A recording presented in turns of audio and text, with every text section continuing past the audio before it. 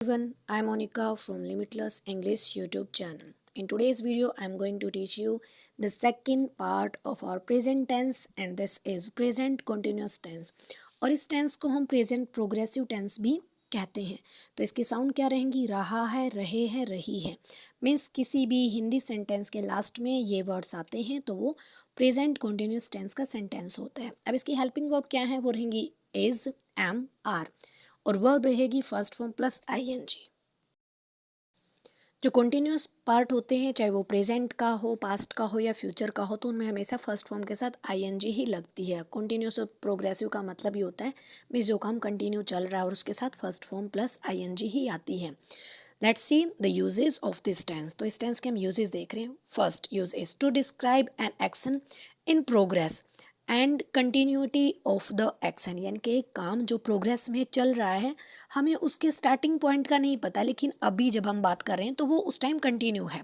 She is playing tennis, वो tennis खेल रही है। डजेंट मैटर वो कब से खेल रही है, हमें नहीं पता, हम उसकी हैबिट नहीं बता रहे हैं, हम जो अभी जो एक्शन हो रहा है उसके बारे में बात करें। यहाँ इज़ का यूज़ हुआ, फर्स्ट फॉर्म प्लस आईएनजी का यूज़ हुआ है, तो ये बता रहा है कि ये प्रेजेंट कॉन्टिन्यूस टेंस है। We are watching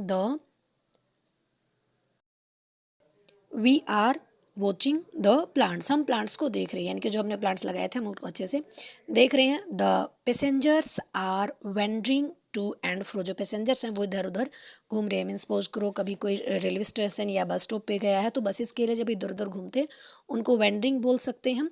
to and फ्रो इधर से उधर, यानी कि उनको कुछ पूछना होगा। And the second use is an action that is not happening at the time of speaking but is in progress, एक ऐसा काम जो हम स्पीकिंग के टाइम यानी कि जब हम बात कर रहे हैं उसके बारे में, उस टाइम वो शायद कंटिन्यू ना हो लेकिन वो प्रोग्रेस में है। तो वैसे जो इस टाइप के जो सेंटेंस होंगे उनमें हम प्रेजेंट कंटिन्यूस टेंस का यूज़ करने वाले हैं। Let's see some example. He is working in an MNC.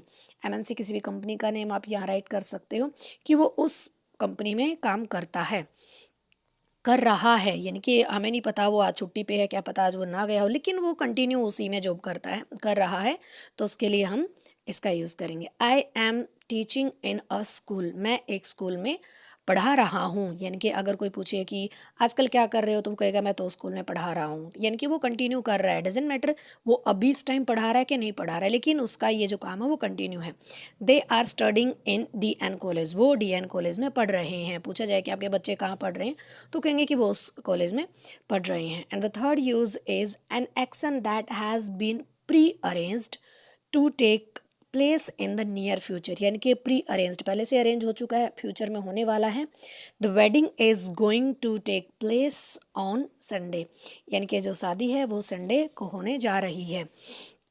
जैसे हम कई बार ये भी बोल देते हैं कि कोई कंपनी नई गाड़ी लॉन्च करने जा रही है, the company is going to launch. तो इस प्रकार जो होती है प्री प्लानिंग हो चुकी होती है उसकी।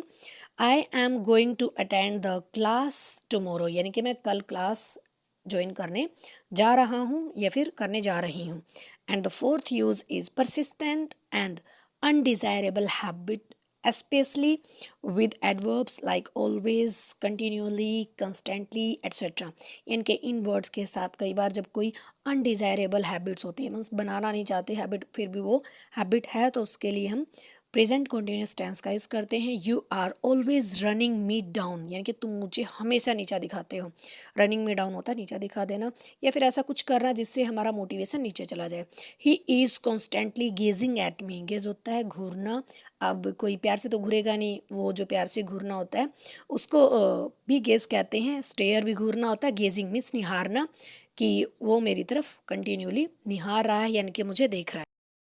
तो इस टेंस के यूजेस के साथ हम अब आगे इसी टेंस के सेंटेंस स्ट्रक्चर यानी कि फॉर्मेशन के बारे में पढ़ते हैं कि कैसे इसका सेंटेंस स्ट्रक्चर रहेगा। आप सेंटेंस को कैसे बनाएंगे, उसके लिए हम एफर्मेटिव यानी कि सिंपल सेंटेंस को कैसे बनाने वाले हैं। अगर आपका सेंटेंस सिंगुलर है तो हम इज़ का यूज़ करने वाले हैं, आई के साथ हम एम का यूज़ करते हैं, first form with I N G और ऑब्जेक्ट। लेकिन अगर आपका सब्जेक्ट प्लूरल है, प्लूरल सब्जेक्ट विद आर, फिर हम आर यूज़ करेंगे, first form plus I N G then object. There are some example. I am playing a game, मैं एक गेम खेल रहा हूँ। She is reading a book, वह एक किताब पढ़ रही है। We are going to Shimla, हम शिमला जा रहे हैं। लेकिन अगर नेगेटिव सेंटेंस आता है तो उसकी फॉर्मेशन क्या रहेगी? As I told you, what is the meaning of negative? Negative means use of not with helping verb. अगर सब्जेक्ट सिंगुलर है तो इज और are, is sorry am plus not plus first form plus ing and the rest part of sentence. Plural subject है तो are plus not first form plus ing and then rest sentence, or we can say object. Let's see example, Ram is not surfing the internet, यानी कि जो राम है वो उसका use अभी नहीं कर रहा है इंटरनेट का।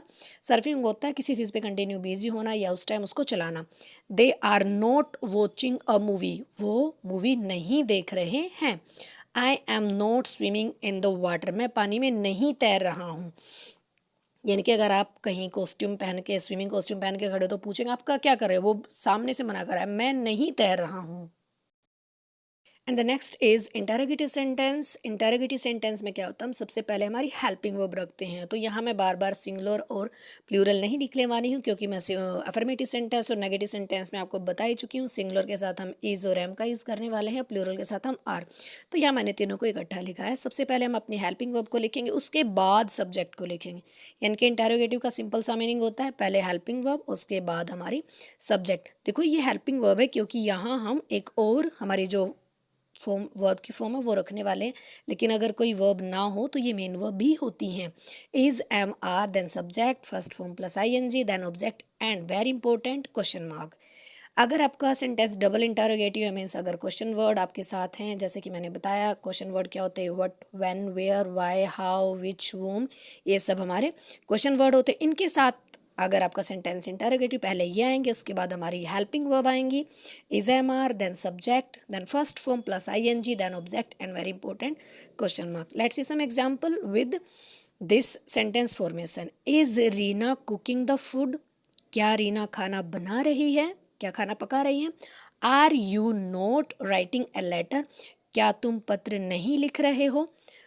What is Raveena doing here, Raveena यहाँ क्या कर रही है। देखो ये हमारा सेंटेंस डबल इंटरोगेटिव, पहले डबल एच फैमिली आई है, उसके बाद हमारी हेल्पिंग वर्ब है, और हेल्पिंग वर्ब हमने यहाँ सब्जेक्ट के अकॉर्डिंग लगाई है। रवीना सिंगुलर है तो हमने इज़ का यूज़ किया है, यू प्लूरल है तो हमने आर का यूज़ किया है, रीना सिंगुलर है तो हमने इज़ का यूज़ किया है। विच न्यूज़पेपर आर यू बाइंग, आप कौन सा न्यूज़पेपर खरीद रहे हो। तो इसके साथ हमारा जो सेकंड पार्ट था, मीन्स हमारे प्रेजेंट टेंस का कंटिन्यूस पार्ट था, वो कंप्लीट होता है। तो अगर आपको वीडियो अच्छी लगे तो लाइक करना, शेयर करना और subscribe the channel. Thank you.